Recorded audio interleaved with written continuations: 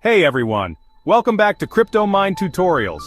Today we're diving into the exciting world of Python programming. Whether you're a complete beginner or just refreshing your knowledge, this video will get you started with the basics of Python. So let's get right into it. Python is a high-level, easy-to-read programming language known for its simplicity and versatility. From web development and data science to automation and AI, Python is everywhere. And guess what? It's also super beginner-friendly. Before we start coding, let's quickly install Python.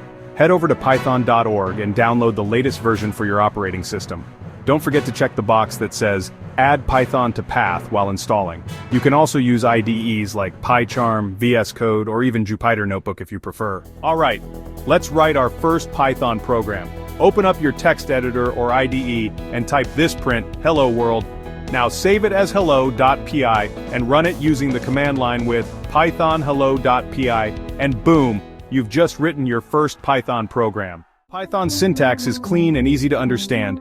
For example, to declare variables you don't even need to specify the type.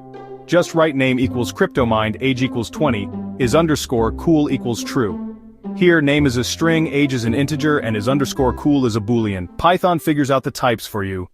Python has several built-in data types. The most common ones are integers, whole numbers like 10 or minus 5, floats, decimal numbers like 3.14 or minus 0.99, strings, text enclosed in quotes like hello or Python, booleans, true or false values.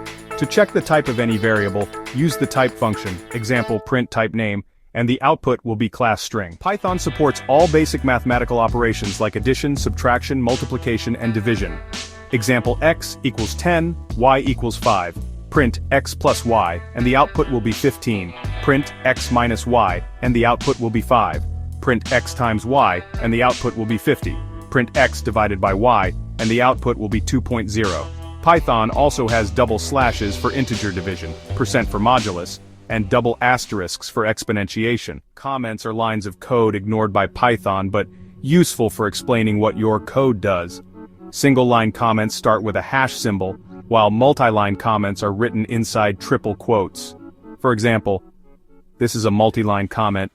To take input from the user, we use the input function. For example, name equals input, open parenthesis, double quote, enter your name, colon, space, double quote, close parenthesis, print, open parenthesis, double quote, hello comma, space, double quote, plus sign, name, plus sign, double quote, exclamation mark, double quote, close parenthesis.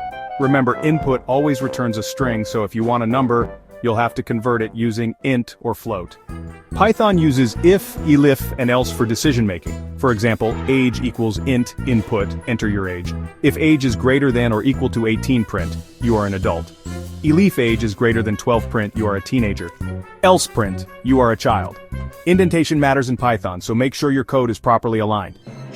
There are two main types of loops in Python, for loops and while loops. For example, for I in range 5, print I, and for a while loop count equals 0. While count is less than 5 print count plus equals 1. Loops are super useful when you need to repeat tasks. Functions let you reuse blocks of code. You define a function using the def keyword. For example, def greetName, print hello plus name plus, greet Kryptomind. Functions help you keep your code clean and organized. And that's it for the basics of Python. You've learned what Python is, how to install it, and the fundamentals like variables, data types, conditionals, loops, and functions.